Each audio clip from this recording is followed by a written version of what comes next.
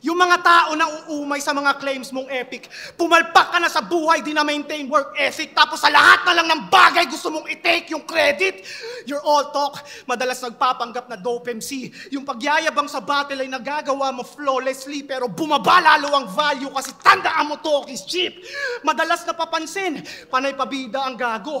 Ayaw daw niya ng fame, pero pasikat masyado. Dating humble, naging maere to paglaon. Feeling relevant na gustong maging center of attraction. Sarap bigyan ng combo at sapak. Kasi yung pagkabobos agad. Ayaw na daw bumatel, pero pag binigyan ng battle, oo agad. Tangina, saksakan ka ng yabang.